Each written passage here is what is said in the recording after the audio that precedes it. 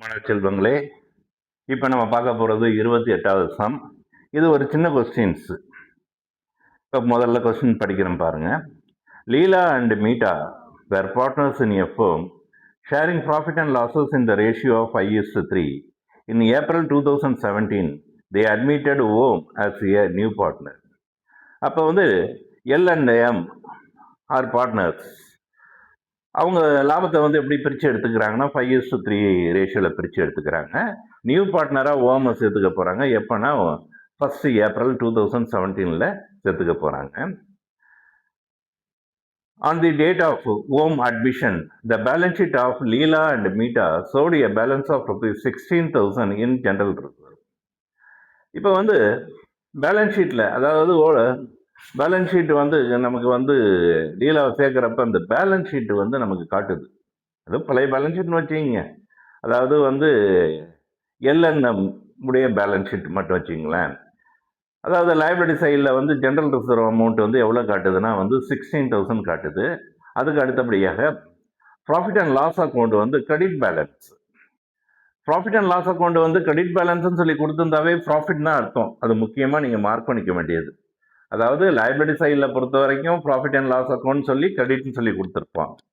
அதே லாஸாக இருந்ததுன்னு வச்சிங்களேன், அசட் சைடில் பொறுத்த வரைக்கும் பார்த்தீங்கன்னா ப்ராஃபிட் அண்ட் லாஸ் அக்கௌண்ட் போட்டு டெபிட் சைடுன்னு சொல்லி கொடுத்துருப்பான். அப்போனா லாஸ்ன்னு அர்த்தம். டெபிட்னா லாஸ், கிரெடிட்னா உங்களுக்கு பொறுத்த வரைக்கும் profit. Record the necessary journal entries for the treatment of these items on Om admission.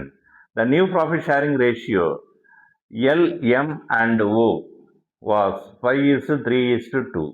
அவங்களுடைய நியூ ப்ராஃபிட் ஷேரிங் ரேஷியோ கொடுத்துருக்காங்க.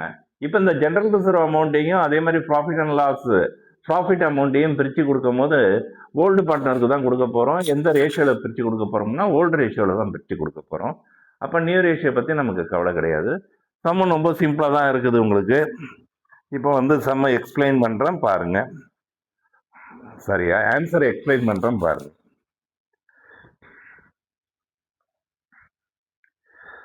Sum number 28.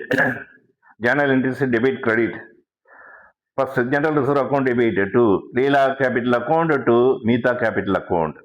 அவங்க ரேஷியோ பொறுத்த வரைக்கும் பார்த்தீங்கன்னா 5:3.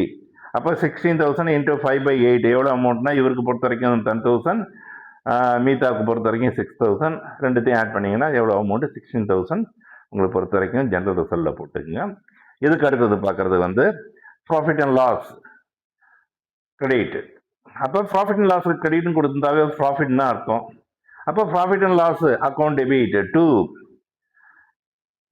லீலா capital account to Meeta capital account. எவ்வளோ அமௌண்ட் ப்ராஃபிட் இருக்குன்னா 24,000 இருக்குது. அப்போ 24,000 into 5/8 அப்போ எவ்வளோ அமௌண்ட்னா 15,000. அதே மாதிரி 24,000 into 3/8 அவங்களுக்கு பொறுத்த வரைக்கும் பார்த்தீங்கன்னா 9,000. ஓகே, இப்போ நம்ம வந்து 28வது கணக்கு முடிச்சிருக்கோம். அடுத்தது 29வது சம் பார்க்க போகிறோம். அதில் ஒரே ஒரு ஜேர்னல் என்ட்ரிஸ் மட்டும்தான் வரும். சம்மை நம்ம படிச்சுட்டு நான் சொல்கிறேங்க.